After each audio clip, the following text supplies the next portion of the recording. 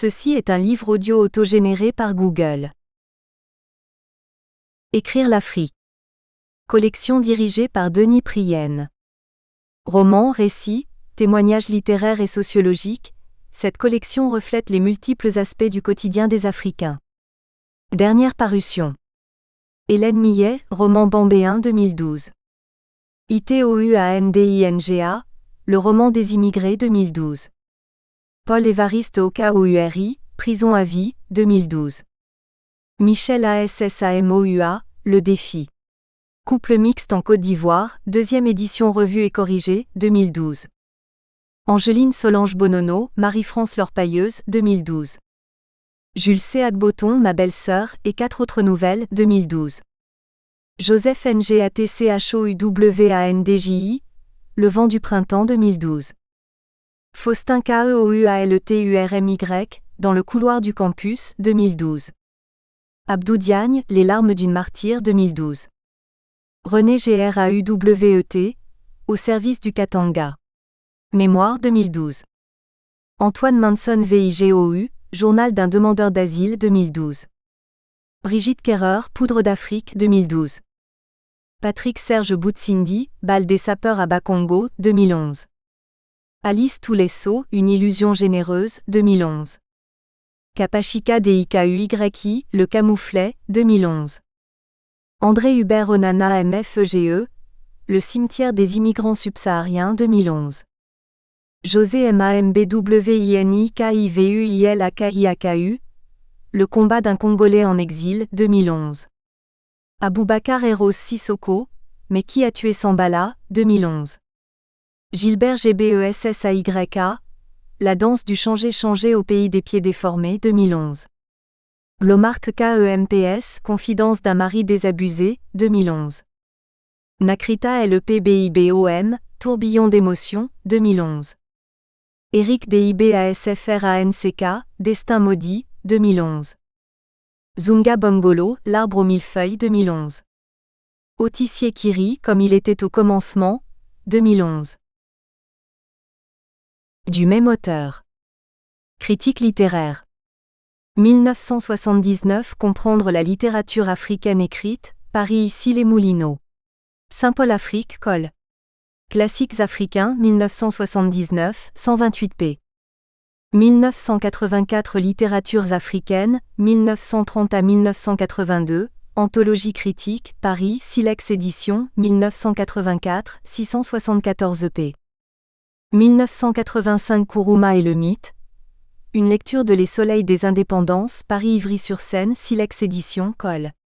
Critique X10, 1985, 144 p. 1986 L'Afrique noire en poésie, en collaboration, Paris, Col. Folio, 13 septembre 1986, 128 p. 1991 Écriture et discours littéraires, Étude du roman africain, Paris, L'Harmattan, Col. Études littéraires critiques, 1991, réédition mai 2001, 302 p. 1991 Littérature et écriture en langues africaines, Paris, L'Harmattan, Col. Études littéraires critiques, 1991, 408 p. 1992 Négritude et poétique. Une lecture de l'œuvre critique de Léopold Sédar Senghor, Paris, L'Harmattan, Col. Études littéraires critiques, 1992, 158 p. 1993 Les années littéraires en Afrique, volume I Paris L'Harmattan, Col. Études littéraires critiques, 1993, 458 p. 1993 Théâtre et arts de spectacle. Études sur les dramaturgies et les signes gestuels, Paris L'Harmattan, Col. Études littéraires critiques, 1993, 380 p. 1994 Les années littéraires en Afrique. Volume 2, 1987 à 1992, Paris, L'Harmattan, Col. Études littéraires critiques, septembre 1994, 126 p. 1995 Dictionnaire des œuvres littéraires africaines en langue française, Paris Ivry-sur-Seine, Silex Éditions, 1995, 748 p. 1995 La terre à vivre. La poésie du Congo-Kinshasa, Paris L'Harmattan, Col. Études littéraires critiques, 1995, 408 p. 1995 Le livre littéraire, Bibliographie de la littérature du Congo-Kinshasa, Paris L'Harmattan, Col. Études littéraires critiques, 1995, 210 p. 1997 Rupture et écriture de violence. Études sur le roman et les littératures africaines, Paris L'Harmattan, Col. Études littéraires critiques, janvier 1997, 380 p. 1999 Mémoire et écriture de l'histoire dans les écailles du ciel de Tierno Monenembo, Paris L'Harmattan, Col. Études littéraires critiques, septembre 1999, 208 p. 2000 Enseigner les littératures africaines. Volume 1 Aux origines de la négritude, Paris L'Harmattan, Col. Études littéraires critiques, mai 2000, 240 p. 2002 Écriture littéraire.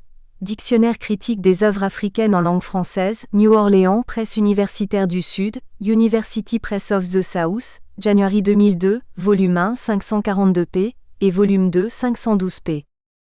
2006 Écrire à l'infinitif. La déraison de l'écriture dans les romans de William Sassine, Paris L'Harmattan, Col. Études littéraires critiques, mai 2006, 292 p. 2008 Dire, itinéraire et trajectoire, du discours littéraire à l'anthropologie, Paris, L'Harmattan 468 p. 2011 Guerre africaine et écritures historiques, Paris L'Harmattan, Col. Études africaines, 292 p. Mifundu Eyamu Bweba Vewa, Waku Jamaïka. Malcolm Ngandu Nkashama Mukola Muina Meta. Kamanda Waba Mbi Awa Ntumba ne Mbikayi Kabanga. Mulela wa Kwirviana Kalenga Muela Biondu wa Didiba Diuma. Niana, Bizanji Mwina Mbiya. Mwadi Mvita Mwina Chilolu. Wa Mutombu Abaya. Kanyanya ni Nzevu Amibanga Croisillon.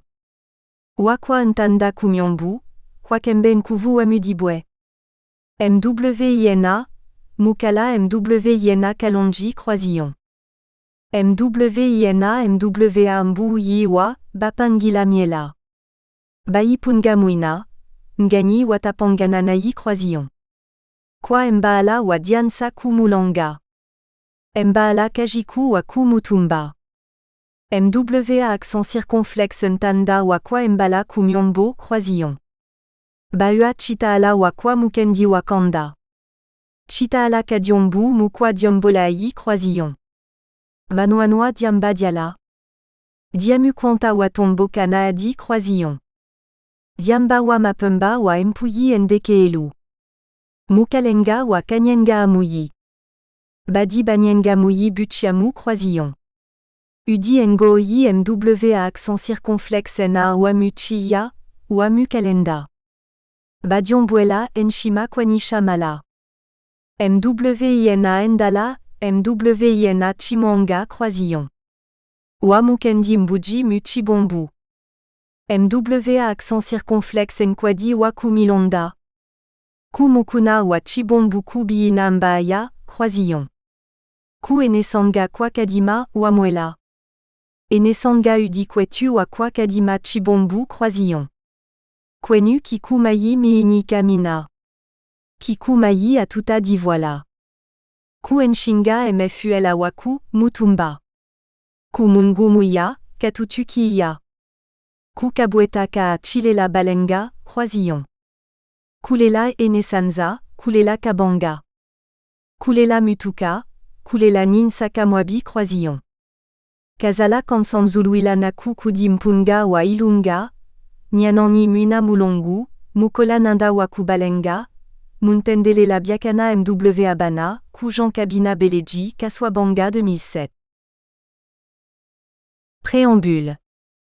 La littérature a toujours été un itinéraire, pas forcément un long fleuve tranquille, loin des méandres et des affluents torrentueux. Difficile d'en fixer les étapes, d'en retracer les escarpements, les déboires intensifs, les angoisses incertaines. De ce détachement par la sensibilité dérive sans doute un souci pour surmonter la panique, évacuer les instants de démence précoce, même si pour un grand nombre d'auditeurs dans les conférences publiques, il convenait d'attendre des briefings d'un séjour inéluctable dans les hôpitaux psychiatriques. Au choix, Baudelaire ou Maupassant ? La poésie lointaine demeure une oasis improbable. Tant d'embûches selon les pièges dans lesquels succombent les naïfs et autant d'incrédules. Il ne faudrait pas pour cela verser dans les jérémiades, ni déplorer la malchance, malédiction, ni céder au chantage des imprécations. Garder les distances, mais pour quelle initiative positive et positivée, lorsque la dénonciation est si proche de la couardise. Au bout du parcours, mais pas en bout de piste, le chemin de la passion réelle dans tous les sens et les non-sens. To be or not to be. Et comment faut-il concevoir l'être qui raisonne, qui pense et qui argumente, lorsque la dérive des constellations s'est inscrite en parallaxe tout au long de la route des Ordalies? Oh, la passion! Pour ne pas s'écrier, hélas!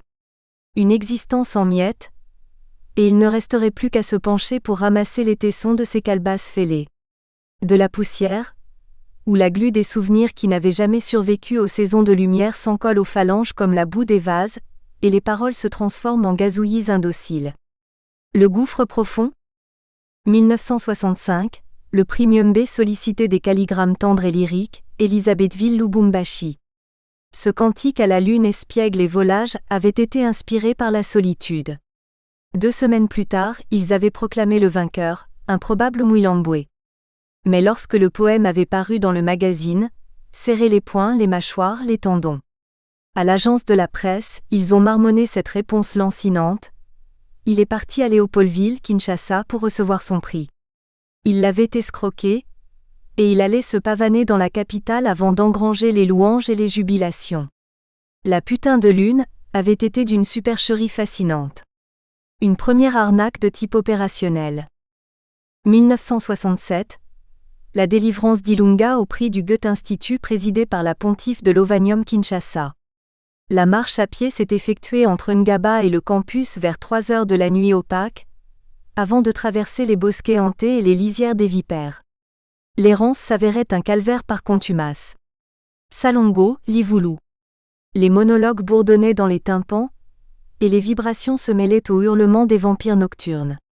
Se taire, se résigner. 1968, la mulâtresse Anna que les sublimes éditions Belles Lettres s'enthousiasmaient déjà de publier. Une joie éphémère explosait entre les coquilles d'escargots que les pieds écrasaient tout au long des sentiers de brousse. Et l'extase s'en est allée loin des clairières, derrière les rideaux des bambous, au milieu des ultimes lueurs d'un crépuscule de sang. La maison en faillite, le personnel évaporé dans les courbures de l'indécence éditoriale. Serait-il opportun d'invoquer les divinités tutélaires? 1971, les crépuscules de ces équinoxes qui ne terminent jamais. Les couchers du soleil moribond au sein des boursouflures des nuées. Un chagrin irrévocable, puisque le Mont Noir qui inaugurait les objectifs 80 avait perdu de son panache. Juste à l'orée de l'incantation, à l'instant magique des prières jubilatoires, ils ont clôturé les réjouissances dans un délire gigantesque des esprits. Ensuite, les festivités s'achèvent sur des turpitudes enchaînées, en démultipliant les invectives et les outrages par cascade. Aucune pitié d'Omain, même si nous n'avons pas péché. N'ayez nulle pitié, Seigneur, car nous n'avons pas péché. 1972, la malédiction, les bouffes gastronomiques pour célébrer le révérend père Deleuze. Il avait rappliqué de son Égypte antique comme s'il avait été un spectre des songes. Il avait surgi des contes pour Pharaon, et il éclairait le firmament. Oh oui! Il allait apporter la délivrance et annoncer les aubes nouvelles. L'espérance d'une vie meilleure, au terme d'un voyage tumultueux, puis est survenu le message insolite colporté dans une bouffonnerie inique. La maison a été fermée pour faillite inconsidérée. 1974, Myanza Kinzan, métamorphosé en la mort fait homme sur le tard. Faites-vous vacher si c'est votre destin, aurait dit Boileau. Mais où? Et le cycle des carambolages se prolonge au lieu-dit de la Robertso. Il avait préconisé une détresse sans fin. Il avait recommandé de renoncer aux lettres orthographiées, à cause du seuil des colonnades gothiques. Puissent tous ses voisins ensemble conjurer, saper ses fondements mal assurés. Il a tenu parole pendant des décennies et des siècles ininterrompus. 1975, la délivrance d'Ilunga en ré mineur. Au moment où l'aube, l'heure de recueillir la mansuétude étincelait sur Paris et son école polytechnique, Pierre-Jean Oswald déménageait des cartons et des malles de cotonnade. Les pieds empêtrés au chiffon et à la paille sèche, avant d'emporter les dernières effilochures des rêves flétris. L'anathème que tout le monde espérait antépénultième s'avérait plus tenace encore. Ensuite se profileront à l'horizon d'autres éphémérides. La débâcle lamentable de cette absence africaine, la déconfiture des pierres de silex entre les déflagrations des tonnerres. Exister, envers et contre les falsifications du sort, avant d'assister finalement à l'éclosion des saisons de défrichage. L'étrange planète de la littérature, elle oscille entre les astres de lumière et les trous noirs de la déperdition. Elle gravite autour d'elle-même en une sarabande de démence. Elle brille lorsque les vertiges s'enchaînent dans les anfractuosités et les cavernes des fantômes. Ensuite, elle s'abîme au milieu des ténèbres opaques. Et les indigènes se précipitent pour amasser les charbons incandescents, en croyant pouvoir étreindre des joyaux qui scintillent. Tournoyer sans limite dans un maelstrom et se laisser emporter par des cyclones quand ils ravagent tout sur leur passage, parce que les spectres de l'outre-océan apparaissaient dans un halo des nuages. Justement, puisque la vie n'est pas un long fleuve tranquille, des temps forts qui jalonnent une existence comportent souvent des chroniques inattendues, au cours desquelles la littérature se transforme en un espace d'exorcisme. Une relégation pénible pendant 10 mois au village amène vers une expérience douloureuse de l'écriture. Un exil imposé pendant 8 années en Algérie pousse l'imaginaire à des fictions exponentielles. Des situations désespérées lorsqu'on se retrouve en France sans travail ordonné pendant 7 ans, conduisent souvent à des cauchemars que seule la littérature pourrait prendre en charge. L'itinéraire des rêves manqués ou étiolés n'exonère pas toujours de la souffrance devant les catastrophes qui dévastent un pays, le nôtre. L'écriture est un espace de partage et de libération. Cela voudrait dire que les lieux où les hommes peuvent se rencontrer pour se parler et reconstruire ensemble un projet collectif, un grand rêve commun, ne s'arrêtent jamais à l'orée des enthousiasmes. La littérature constitue cette force pour neutraliser les monstres intérieurs. Le loup Sanzu qui déborde de l'imprécation afin de réconcilier les vivants avec les morts, et reconstituer l'unité primordiale de la communauté. Elle libère des terreurs souterraines. Elle délivre des angoisses de la mort. Elle préfigure la béatitude éternelle de l'autre côté du regard. Croire que nous sommes capables de nous ressaisir, de soutenir les flux et reflux des passions envahissantes. De traduire en actes des rêves qui n'avaient été que des désirs passagers. Dans tous les cas de figure, l'histoire est toujours à réécrire. Et on sait assez qu'en philosophie, le commencement est toujours à recommencer. 1. Écriture de guerre. Entretien avec Anza Karel PLAICHE. Mauritius University et l'Université de la Réunion, mai 2011. La littérature ne consiste pas seulement à écrire des œuvres esthétiques. Elle est avant tout un art de vivre une expérience humaine. 1. En suivant le sentier sous les palmiers, 2009. 2 ans après votre dernier roman, En suivant le sentier sous les palmiers, 2009, 2, qui traite de la thématique de la guerre, paraît votre ouvrage critique Guerre africaine et écritures historiques, 2011, qui s'intéresse au rapport écriture-guerre. Pourquoi avez-vous consacré ces 2 derniers livres à ce thème ? Il n'a jamais été aisé de parler des guerres, en particulier lorsqu'elles se déroulent contre son peuple, tandis que les effets se font ressentir dans sa propre chair. Les commentateurs ont toujours affirmé que l'histoire qui s'écrit a toujours été celle des vainqueurs. Nous ne voulons pas continuer à affirmer un tel paradoxe, qui pourrait se faire interpréter comme un aveu de défaite. L'histoire appartient surtout à ceux qui luttent, qui résistent. Et l'énoncé du principe devient caduc, lorsqu'il est appliqué à l'actualité de cette lutte dont l'issue n'est pas encore effective. La victoire dans ce cas se transforme en une postulation de sens, ou plus précisément en un acte de foi. Les guerres successives qui nous sont imposées en Afrique et plus directement au Congo, loin de démobiliser les énergies, constituent des appels pour cette résistance. Les 2 ouvrages mentionnés cherchent à construire des itinéraires vers une telle prise de conscience. Il est banal d'entendre dans les milieux des élitistes des phraséologies désuètes, qui tendent à décrédibiliser toutes les actions de combat pour la vérité et la liberté. Il apparaît même que derrière la pensée pour une éventuelle conviction que l'histoire est celle que nous écrivons, se profilent des preuves et des épreuves, qui avaliseraient les propagandes délictueuses répandues par les tenants de tels défaitismes. Les différentes phases des afro-pessimismes sont passées par là, et elles ont laissé des traces et des cicatrices profondes. De toutes les déceptions ou désillusions, il faudrait réussir à faire surgir les germes de l'espérance. L'absurdité ne constitue pas un refuge ni pour l'honneur ni pour une gloire facile. Les messages littéraires vont au-delà des palimpsestes des Écritures, au-delà des focalisations narratives. Les peuples se dégradent de la propension au mensonge, du manque de volonté, parce qu'ils ne tentent pas de se hisser à hauteur de la grandeur. Dans tous les cas de figure, les épopées qui célèbrent les héros dans les manuels scolaires n'attribuent jamais le triomphe à la faveur des armes puissantes ou des matériels et équipages sophistiqués, mais plutôt cyniques. Ils recourent avec des malices insidieuses à des actes altiers de ruse ou de supercherie pour défier le destin.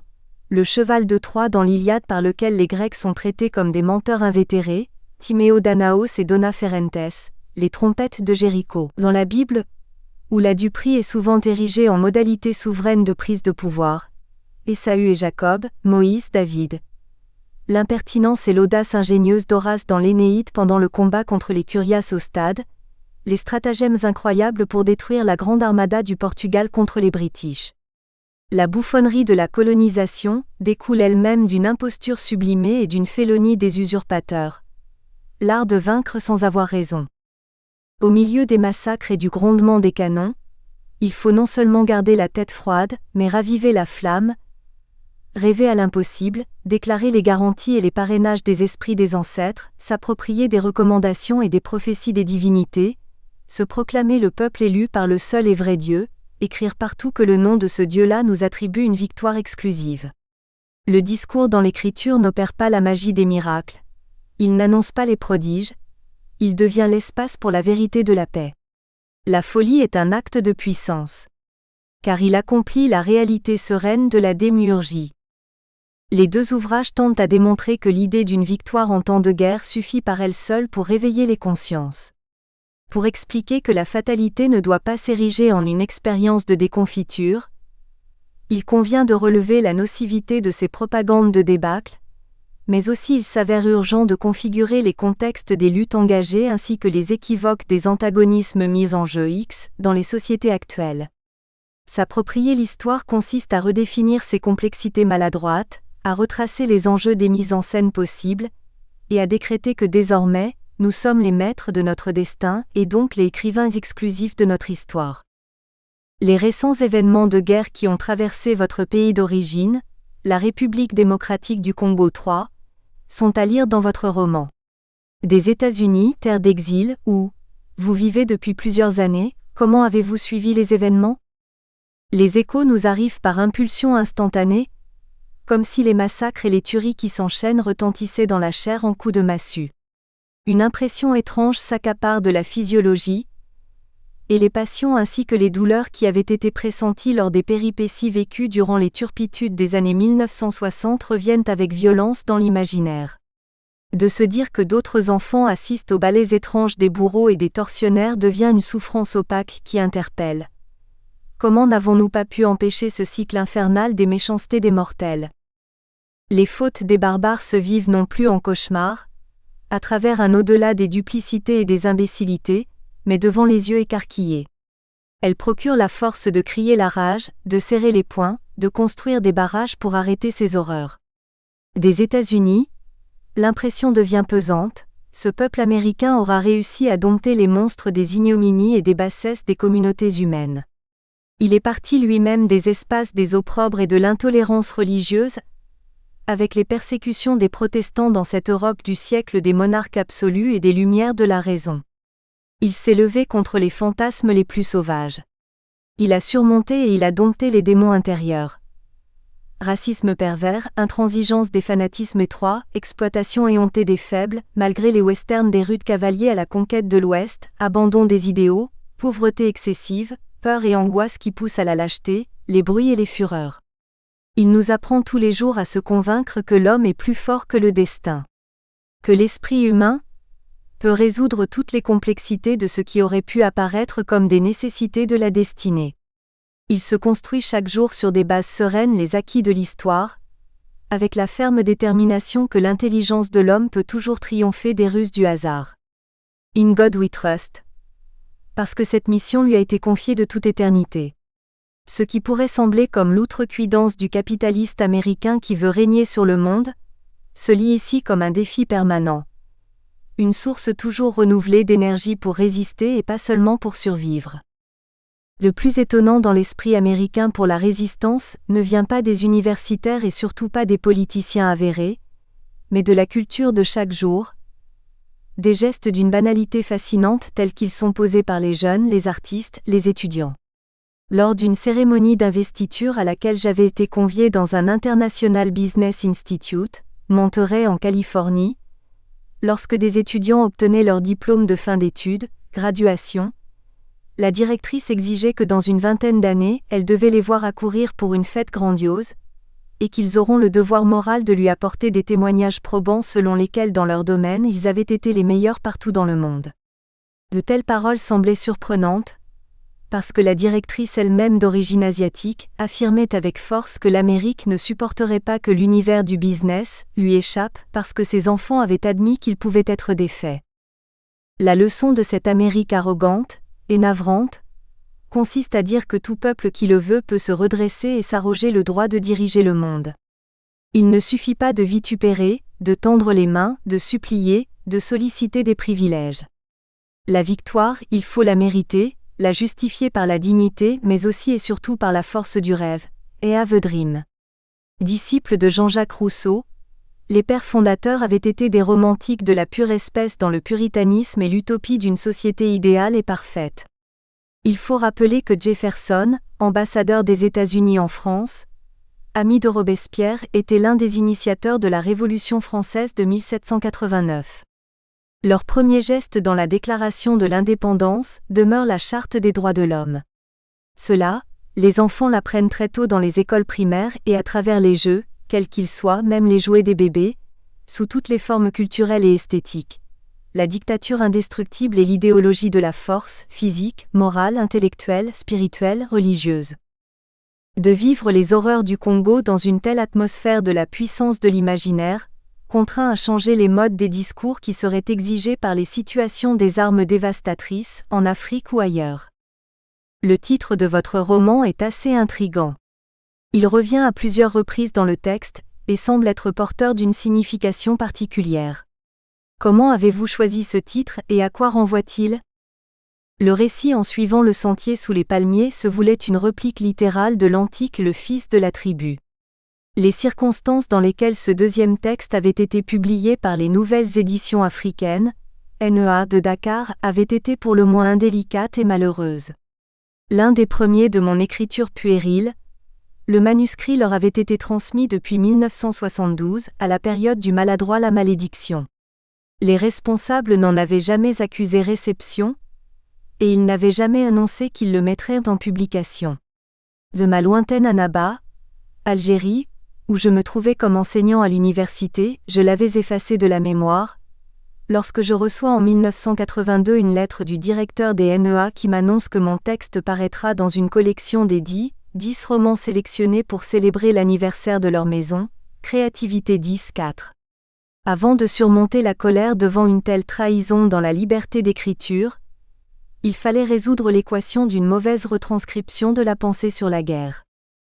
Le deuxième roman, en suivant le sentier sous les palmiers, réinterprète le premier et entreprend de redire les calamités des batailles successives, comme pour corriger les naïvetés du récit précédent.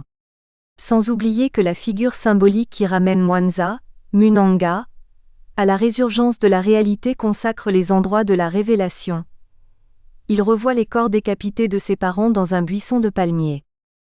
Pour ma région du Kasaï, cet arbre mythique de la totalité apparaît comme le lieu privilégié des obsessions et des initiations.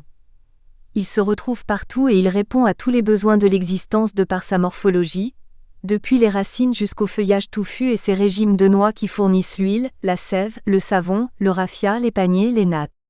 Dans les mythologies, il raconte qu'il pourvoit à la vie de l'homme depuis la naissance et l'engendrement jusqu'à l'enterrement, et que les morts qui vont au paradis eux-mêmes sont accueillis dans des villages de hauts palmiers, Mukala Kakomba. Votre roman est en partie une réécriture d'une de vos premières fictions, Le Fils de la tribu, 1983. Le narrateur lui-même l'indique au lecteur 5. Qu'est-ce qui vous a incité à reprendre ce roman pour construire en suivant le sentier sous les palmiers? Depuis un temps, j'avais entrepris de réécrire tous mes récits de jeunesse, depuis les pièces de théâtre récupérées chez l'Harmattan, Bonjour Monsieur le Ministre, L'Empire des Ombres Vivantes et La Rédemption de Shah Ilunga. Il s'agit des titres suivants. La délivrance d'Ilunga, Paris Honfleur, Pierre-Jean Oswald Col. Théâtre africain numéro 33 1977, 151 p. Réédition, La Rédemption de Shah Ilunga, Paris l'Harmattan, Théâtre des 5 continents numéro 193 2007, 160 p. L'Empire des Ombres Vivantes, Carnière, Mornan-Lewes, Lanceman Col. Théâtre en tête, 1991, 68 p. et 2002. Réédition Paris l'Harmattan Col. Littérature Théâtre des 5 continents, mars 2007. Bonjour Monsieur le Ministre, Paris Ivry-sur-Seine, Silex Col. Théâtre 1983, 76 p. Réédition Paris l'Harmattan Col. Littérature Théâtre des 5 continents, mars 2007, 160 p. Mariana, suivi de Yolena et de la chanson de Mariana, Paris l'Harmattan Col. Encre noire numéro 25, Écrire l'Afrique, mars 2006, 208 p. Ce dernier récit est une reprise de La mulâtresse Anna, à la suite de Le fils de la tribu NEA. La malédiction, récit suivi de Khedija, poème, Paris Ivry-sur-Seine, Nouvelles du Sud, 1983, 152 p. Réédition novembre 2001, 150 p. Notre rencontre de Limoges en 2007 et une des communications sur les guerres africaines m'avait éclairé sur l'urgence d'un tel projet, avant de retravailler dans ce sens Le fils de la tribu. Il me semblait cependant qu'une simple transcription ne suffisait pas à rendre compte des désastres actuels, et dans l'intention d'accorder une valeur plus significative à l'idée même de cette passion pour dire l'histoire, il convenait de suivre le sentier sous les palmiers, ceux qui avaient amené le fils prodigue à retrouver le chemin de la mémoire.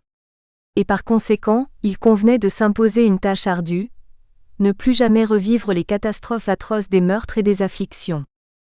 Le roman est ainsi redoublé. Il comprend d'abord le profil originaire réaménagé, en caractères normaux, et ensuite le commentaire des guerres endurées au Congo depuis l'avènement terrible de la FDL en 1997. En superposant les épisodes tragiques de ces deux périodes, la narration se situe désormais au confluent de l'histoire elle-même. Les questionnements subséquents se posent alors dans un contexte plus rationnel, non par l'homogénéité des gestualités élaborées, mais du fait d'une conscience raturée, qui excède les redondances de la rhétorique et même les mimétismes des scénographies épiques, puisqu'il s'agit d'une théâtralité marquée par les déficiences des discours critiques sur les guerres. De telle sorte que les adolescents qui semblaient se complaire dans la récupération des phraséologies des manuels scolaires se retrouvent impliqués à l'intersection d'un dire de la guerre qui ne correspondent pas seulement à la rentabilité discursive. Le préambule tend à déterminer les axes essentiels pour une telle problématique. Éditer les ouvrages de la guerre, l'idéologie des sombres violences. Décrire des scènes horribles à travers le genre thriller. Les éditeurs insistent, il faudra du sang, oh oui, beaucoup de sang rouge, l'hémoglobine, nos lecteurs adorent ça. Ils ressassent à l'envi et sans détour. Notre public, vous savez, reste sensible à ces métaphores belliqueuses, dans la mesure où nos pays industrialisés n'ont plus connu de telles scènes depuis la dernière guerre mondiale. En effet, une question primordiale s'impose désormais, et elle concerne les destinataires objectifs de ce type de littérature. Il est évident que des textes sur les guerres seront lus par les auteurs présumés de ces horreurs. Qui sont-ils? S'ils échappent eux-mêmes au massacre, qu'ils engagent ou aux tribunaux hypothétiques érigés par les instances internationales, qui punissent les criminels du tiers-monde appauvri, malgré le fait que leur crédibilité est encore à prouver. Ils ne visent nullement les victimes elles-mêmes, si jamais elles ont survécu, et cela dans la mesure où les ouvrages ainsi ciblés semblent s'orienter, ou presque, vers les démocraties situées en dehors des zones directes de conflit, et en particulier notre Occident civilisé. Le paradoxe induit aisément au subterfuge de langage, car l'écriture littéraire n'a jamais transformé l'immédiateté des expériences sociales. Le poète visionnaire ne reste pas cependant une vue d'esprit pour les commérages volubiles. Toutefois, la conscience que l'on pourrait avoir des mésaventures contemporaines dépend en partie des discours qui en articulent les arguments, et qui finissent par structurer des comportements susceptibles de conduire à la compréhension, et donc à la prise en charge des conséquences éventuelles. La réaction qui s'ensuit, pour être efficace, obéit également à la proportionnalité des effets subis dans le cas où ceux-ci sont évalués à leur juste mesure. Il ne suffit donc pas d'assister aux chroniques des morts et des souffrances infligées pour aboutir à la consignation des cruautés et des abominations engendrées par les hostilités. Écrire la guerre dans la fiction littéraire, enjeux et défis. Le narrateur évoque la force de l'imaginaire pour conquérir et remporter des victoires décisives sur le mal, 6. Que représente l'écriture littéraire pour l'écrivain qui souhaite rendre compte d'une tragédie historique? L'un des enjeux les plus spectaculaires de l'écriture sur les guerres consiste à ne pas prescrire des règles préétablies du genre. Pour qui écrire, à qui s'adresse le message? Le traquenard devient alors difficile à éluder, devant le sensationnel des évocations bellicistes, les imageries des voyeurismes prolixes, et surtout les commérages impudiques propagés par le cinéma hollywoodien. Il est plus commode d'appliquer des figures de guerre pendant que les opérations accaparent l'attention, et la boulimie médiatique actuelle ajoute au fantastique, funny, des stéréotypes saisissants de cruauté. L'intention littéraire dans ce cas relève souvent d'une gageure, pour autant que les victimes se superposent au bourreau lorsque la thématique est lointaine, exotique ou même trop voyante, parfois jusqu'à la caricature. Comment dès lors parvenir à transmuter les angles de perception, à intervertir les illusions d'optique, et défaire les modèles imposés par les supports d'écriture, sans paraître comme un complice des exécuteurs des basses-œuvres? Les stratégies d'écriture employées: recours à l'écriture factuelle, esthétique fragmentaire, images hyperboliques, récits enchâssés, etc. rendent compte de la complexité à mettre en récit des événements de violence extrême. Dans Guerres africaines et écritures historiques, 2011, vous parlez de l'écrivain qui est confronté à l'expérience du dire, 7. Comment s'est traduite cette expérience du dire, dans l'écriture de votre roman? À plusieurs reprises, la tentation du spectaculaire risquait de l'emporter sur la narrativité des faits.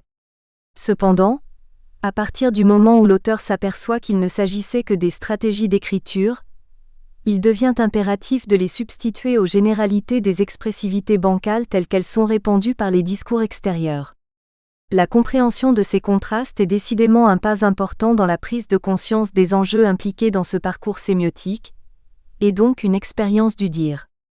Et la fragmentation du discours, loin d'aboutir à un émiettement des séquences ou même à des distorsions psychologiques comme dans les images du surréalisme occidental, réussit ici une mutation transcendante. Compte tenu de la violence des faits, de leur caractère proche et de votre distance physique avec les événements, des contraintes d'ordre narratif et esthétique se sont-elles imposées à votre écriture? Quelles sont les difficultés que vous avez rencontrées? Ainsi que cela a été observé dans les paragraphes antérieurs, il ne m'a jamais semblé que ces désastres se déroulent dans un lointain géographique inaccessible, voire prohibitif. Bien au contraire. Il faut peut-être dire que tous les matins, grâce à l'Internet et au site des Congolais, Congo Vision, Congo 2000, Kasai Munene, Africa Time, All Africa, les internautes propagent des images instantanées, des commentaires ardus et des illustrations qui retentissent sur l'imaginaire. Les faits des conflits rapportés par les médias boulimiques finissent par abolir les distances. Les exégèses permettent surtout de comprendre la hargne qui caractérise les réactions spontanées des acteurs de ces scénographies. Les vidéogrammes sur YouTube, Congo Mikili, Meboka Mozika, Bacolostat ou d'autres supports d'images visuelles achèvent d'accorder au témoignage une vivacité que complètent les messages téléphoniques, iPod, iPad, tablets, Google, venus des théâtres des conflagrations. En traitant des thèmes liés à des violences extrêmes, l'écrivain a la tâche délicate de ne pas spectaculariser la souffrance humaine, notamment lorsque ces événements renvoient à des faits historiques. Comment avez-vous contourné ce piège de l'écriture spectacle sanglante? Au-delà des recoupements occasionnels ou même des raccourcis de l'informatique, la volonté pour comprendre les dérives des systèmes politiques, ou encore les défaillances des systèmes d'autodéfense développés par les organismes institués à cet effet parachèvent le décor du drame congolais. De la théâtralité à la dramaturgie brute, l'univers spectaculaire impose lui aussi ses règles de séquences successives. Il fallait focaliser les figures thématisées autour des pôles interprétatifs, et se cantonner aux seules configurations des interlocuteurs. Le schéma de la communication privilégiait ainsi les antagonistes visés par les conjonctures. Ce qui a permis d'éviter les duplicités des discours-programmes, verrouillés par les exigences éditoriales. Par rapport aux fils de la tribu qui développent un discours universel sur le thème de la guerre à partir d'un récit fictionnel, En suivant le sentier sous les palmiers alterne récits fictionnels et factuels en incorporant des extraits de textes informatifs provenant de sites internet et de journaux divers, Benilubero Online, La Libre, AFP, Reuters. Comment est née l'idée de construire ainsi votre roman ? Peut-on le qualifier de roman documentaire ? Le narrateur s'efforce ainsi d'accaparer la scène du discours incitatif, de s'emparer des mécanismes de langage par le truchement de la sémiotique narrative. L'acte de la construction du roman a d'ailleurs été revendiqué par cette instance de la sémiotique lorsqu'il convoque la structure du sens à l'intérieur de l'univers énonciatif. La recherche des moyens appropriés pour s'attribuer l'autorité légitime et légalisée, véracité, justiciabilité, fiducialité, authenticité, l'ensemble des termes techniques de la sémiotique, dans la prise de la parole et l'emprise du pouvoir de communication. Le parallélisme qui superpose les deux récits, le fils de la tribu et en suivant le sentier sous les palmiers participe à la dénonciation des syncopes virtuelles, et il éclaire d'autant mieux les contrastes exigés par la théorie du roman elle-même. Ce croisement entre écriture fictionnelle et factuelle est aussi visible dans Allah n'est pas obligé, 2008, mais en suivant le sentier sous les palmiers établit une séparation nette entre ces deux univers. C'est une démarche très originale. Pourquoi avez-vous choisi de séparer le fictionnel du factuel ?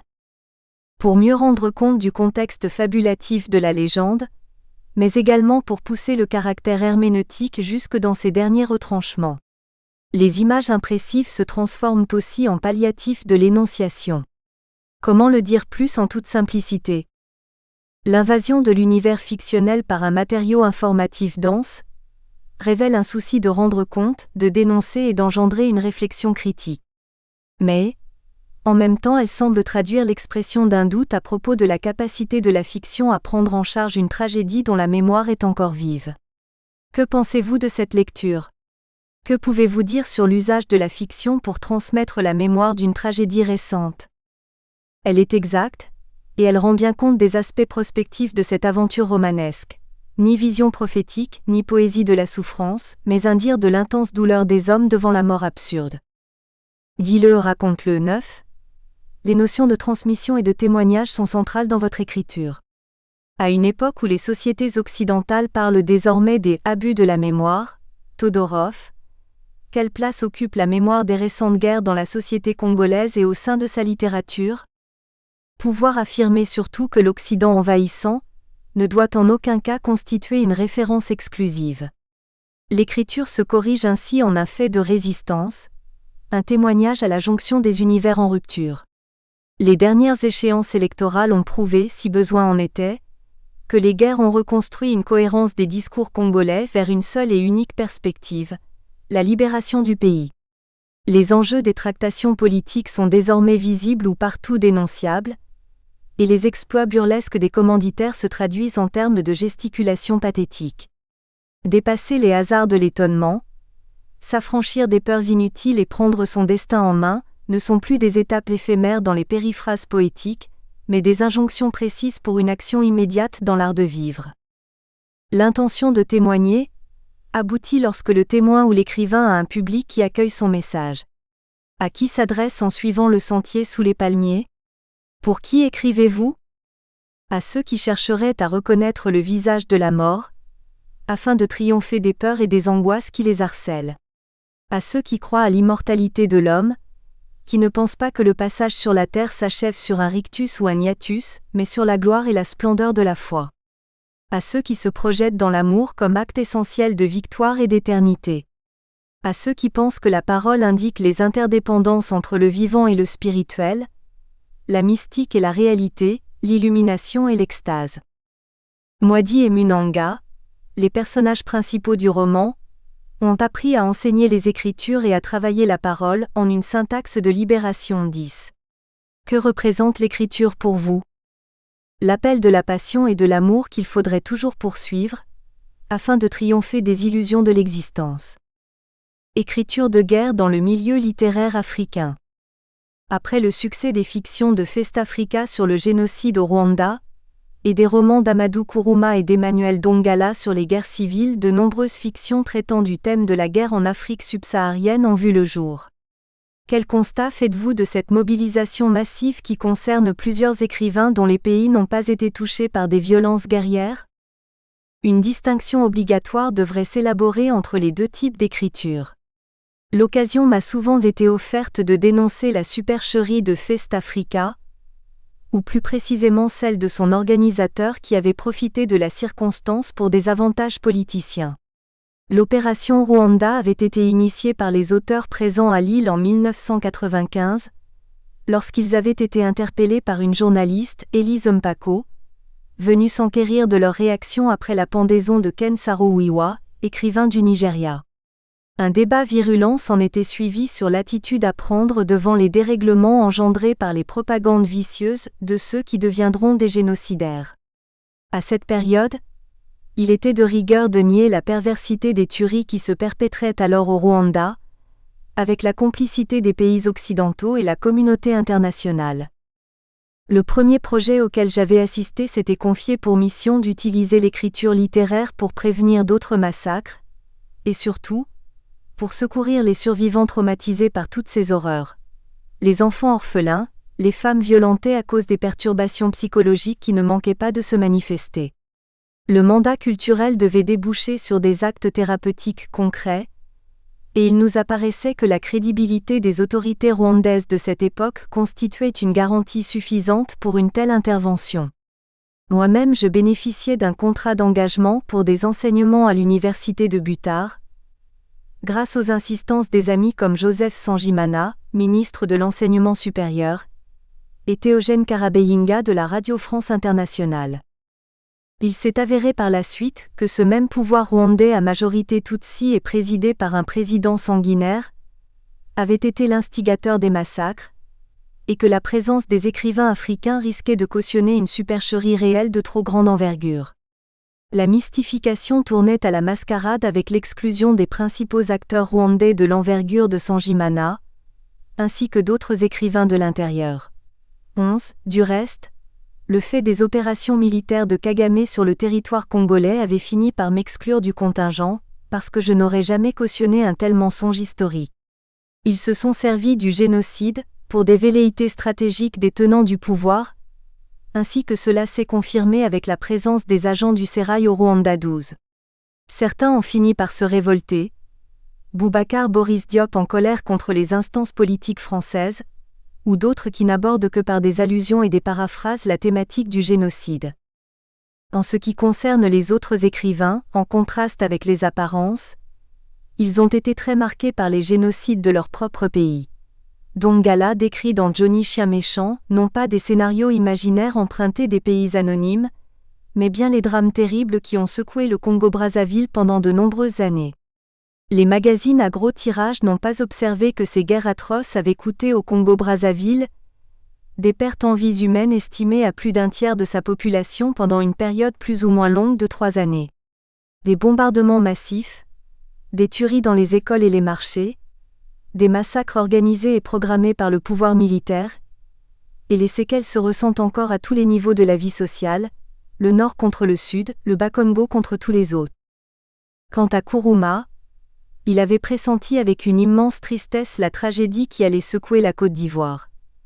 Des rébellions iniques, des hécatombes à large échelle, jusqu'à la déchéance d'un pays au milieu des turpitudes qui ressemblent bien à des abominations généralisées. Peu de pays africains ont été épargnés par ces violences guerrières. De la Guinée au Niger, du Soudan à la Somalie, du Tchad, pays de l'animateur de Festafrika, à la République centrafricaine, et la liste peut s'allonger sans fin. La succession de plusieurs événements de guerre au cours des années 1990-2000 explique-t-elle à elle seule l'engouement autour de la thématique de la guerre ? Ou peut-on penser qu'il y a un effet de mode ? L'Afrique ne les intéresse pas, et si cela dépendait de ces faiseurs d'images fortes, ils prolongeraient les drames jusqu'à l'extinction des nations entières. Il est de notoriété publique qu'ils encouragent ces tragédies parce qu'elles leur rapportent des dividendes de tous ordres. Dans l'exploitation des matières premières d'abord, et l'on sait assez que les guerres au Congo sont entretenues par la recherche effrénée du cobalt, l'uranium et l'or en profusion, le tantal et le cadmium, la cassitérite et le diamant et j'en passe. Blood Diamond, à côté, relève de la rigolade. Ensuite, les productions littéraires ou cinématographiques rapportent des milliards en frais de diffusion, sans compter la renommée des personnages impliqués dans des circuits de distribution à tous les niveaux. La thématique est à la mode, et elle profite largement dans la mesure où l'imaginaire culturel des pays occidentaux se trouve à court d'évocations légendaires. Madame Bovary ? Elle est passée de mode. Germinal ? Les ouvriers des mines se sont transformés en pâles figures de l'exploitation capitaliste. À la recherche du temps perdu ? Nous l'avons tous perdu, ce temps qui s'est retranché des philosophies fondamentales depuis Hegel et les phénoménologies successives. Il reste sans doute ces images mirobolantes des guerres qui ne pourront pas secouer les nations civilisées d'Europe. Et même les guerres interplanétaires ne soulèvent plus les foules, depuis les Terminators, les Stargate, les Robocops et les Predators du cinéma hollywoodien. L'avant-propos de votre roman dénonce la littéralité à sensation d'une partie de la production culturelle de la guerre et évoque les pressions des maisons d'édition. Pourquoi faites-vous une sortie aussi virulente ? Par une colère mal maîtrisée devant les hypocrisies de nos vénérables éditeurs. Ils ne se font aucun scrupule dans l'exploitation de nos misères, nos aubes écarlates et nos astres éteints de Leonora Miano, quand elles peuvent rapporter gros. Les langages qu'ils tiennent aux auteurs africains sont souvent dépourvus de remords pour la destruction des sociétés entières. Sans vergogne, ils vous retracent eux-mêmes les cadres dans lesquels il convient d'inscrire les scènes les plus cocasses et surtout les plus impudiques, pourvu qu'ils remuent l'imaginaire des lecteurs. De la pornographie brute aux indécences des meurtres perpétrés, ils en redemandent encore dans ce monde impitoyable. Il faut beaucoup de ténacité pour résister à la tentation de gagner beaucoup de sous à peu de frais. J'avais toujours considéré ce marché de dupes comme une trahison explicite d'un idéal dans l'écriture de l'histoire, et j'ai fait l'impasse sur la tentative d'un enrichissement illicite qui ne fait pas l'économie d'une conscience de la liberté. Du reste, les écrivains qui cèdent à l'attraction du gain facile ne sont pas différents de nos politiques ailleurs lorsqu'ils entretiennent ces climats de bataille sanglante par lesquels ils déciment leur propre peuple. Compte tenu des clichés persistants sur l'Afrique, les tragédies dans les pays africains sont-elles davantage exposées à une récupération culturelle mercantile ? Les écrivains africains sont-ils soumis à ces pressions ? Oui, bien sûr, et plus qu'ils ne pouvaient l'imaginer. La problématique de la production ainsi que la circulation du livre conditionne tout le reste, car il faudrait arriver à éditer dans des contextes qui ne cèdent pas au chantage des maisons occidentales, encore moins au péritexte de la reconnaissance et de la consécration par les prix, les commentaires à travers les médias satellitaires, les louanges périphériques. Il existe un conditionnement du discours paranoïaque lui-même qui ne laisse pas beaucoup de place à l'initiative personnelle, encore moins au langage littéraire dégagé des stratagèmes publicitaires. Vous revenez plus longuement sur ces observations dans votre dernier ouvrage Guerre africaine et écritures historiques, paru en mars 2011. Votre livre propose un mélange de textes comprenant des témoignages mais surtout une réflexion sur l'écriture de la guerre en travaillant les notions de représentation, de fiction, d'histoire, etc., à partir des productions littéraires africaines. Une citation dans le chapitre 1 m'interpelle en particulier, et je souhaiterais que vous la commentiez en guise de conclusion. L'écrivain engendré par les violences de la mort doit échapper au piège des redondances littéraires figées par la dénonciation. Les discours qu'il institue permettront l'émergence des mythologies de souveraineté afin de célébrer la race des vainqueurs, ainsi que l'avènement d'une terre nouvelle. La terre de la liberté 13. Tout est dit dans ce court paragraphe. L'expérience de l'écriture littéraire apprend qu'un auteur fait des livres, mais les livres d'un écrivain produisent un destin. La dernière phrase d'un roman n'a jamais été la fin d'une expérience, ni la terminaison d'un parcours initiatique. Bien au contraire, l'homme se trouve métamorphosé à l'issue d'une phraséologie romanesque lorsqu'elle est bien assumée. Pour certains, l'aboutissement se mesure en termes de succès et de rentabilité financière. Pour d'autres, en respectabilité publique ou en reconnaissance sociale. Pour moi, les transformations ont toujours été intériorisées, comme lors d'un parcours initiatique.